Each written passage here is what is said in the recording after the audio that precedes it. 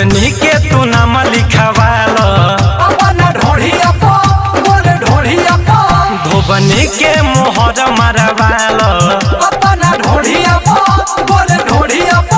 तोरा ब्यूटी के गजबे गोराई लागे लइकन में मार करवाई। अरे साभे का के बोटी हो तू प्यारे है अजोरिया लंगड़ी बखरी लिखवाल धोबनी के मोहर मारवाल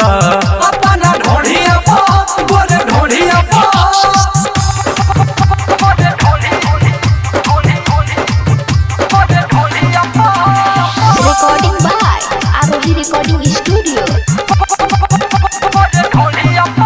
तोहर पतली कमर हई तिरछी नजर मारे दिलावा पर सबके चोट रे कारी के सिया के धार लगातार करे बार मन करे काटली ओठ रे तोहर पतली कमर हई तिरछी नजर मारे दिलावा पर सबके चोट रे कारी के सिया के धार लगातार करे बार मन करे काटली ओठ रे जदि नजर मिला के कोनो ताकी ओ करे।